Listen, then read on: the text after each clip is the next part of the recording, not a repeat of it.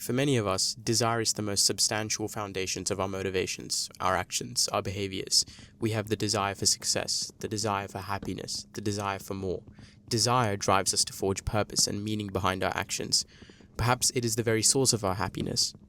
And yet we often find ourselves too drunk on desire and the potential for more to find true virtue and happiness in our present condition.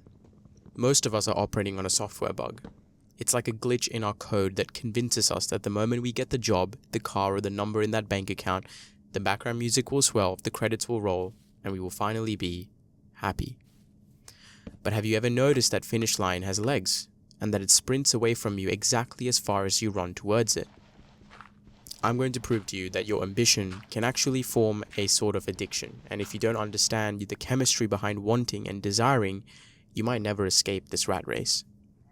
The crux of this problem isn't laziness, it's about arrival fallacy. It's the collective delusion of modern hustle culture that says happiness is a place you go rather than a way you travel.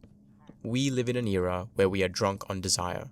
We treat the present moment like a dirty waiting room we have to sit in until our real life begins. Now let me be clear, I'm not saying that you should actively choose to be poor. I'm not saying that you shouldn't have goals. Being broke sucks. And poverty isn't a virtue, it's more so a logistics problem. But there's a specific type of misery reserved for the person who gets what they want, only to realize the hunger didn't leave. So how do we fix a brain that is biologically wired to be dissatisfied? To answer that, we have to look at the man who would burn the world down just to be the king of the ashes. Let's look at the man who craves more. Right, biologically, this guy is a masterpiece. If our ancestors were perfectly content sitting on a rock staring at a leaf, a saber-toothed tiger would have probably turned them into lunch. Anxiety and desire are survival mechanisms.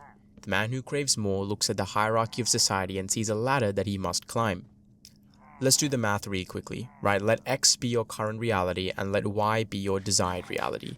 The gap between X and Y is called tension. Most people think this tension is bad. No, tension is energy. It's the desire for status, resources, the security that built skyscrapers, cured diseases, and invented stuffed crust pizza. Right? This is why the man who craves more wins in the marketplace. He is ferocious. He wakes up early, he gets his stuff done, and he doesn't do it because he loves it. He does it because he hates his current station in life more than he loves working. He is powered by a deficit.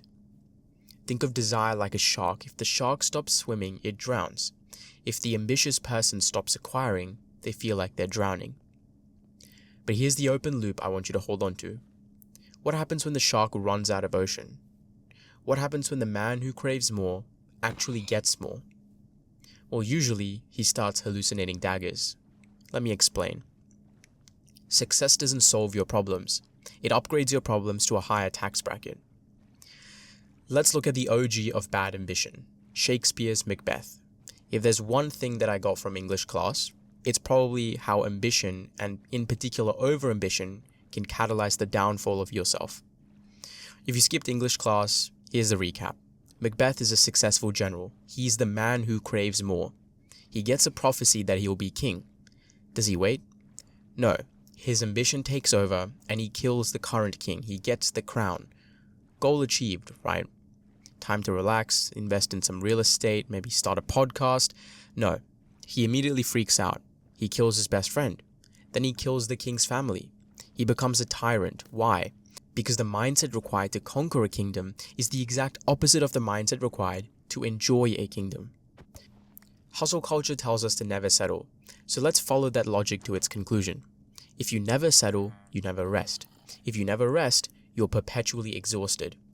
Macbeth famously says, "To be thus is nothing, but to be safely thus." Meaning being rich means nothing unless I can stop worrying about being rich. This is called hedonic adaptation.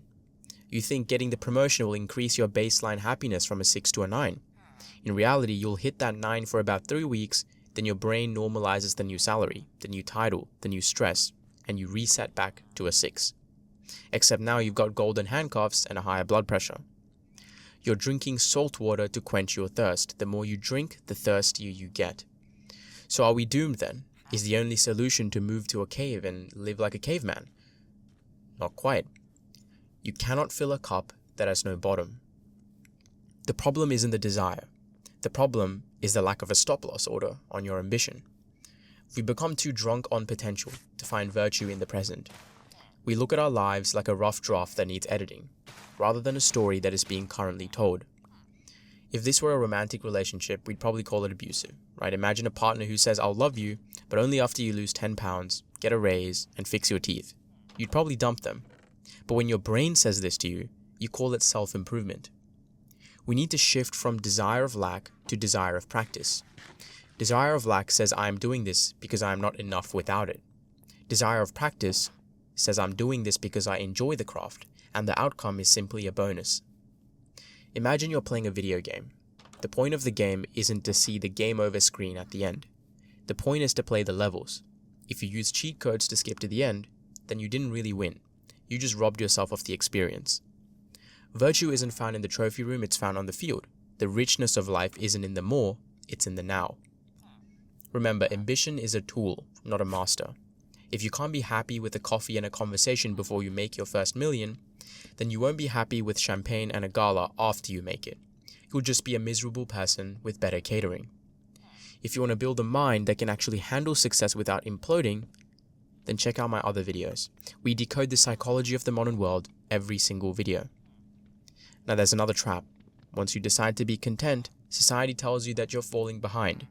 Click this video to figure out why falling behind is actually the biggest advantage you can have in 2026.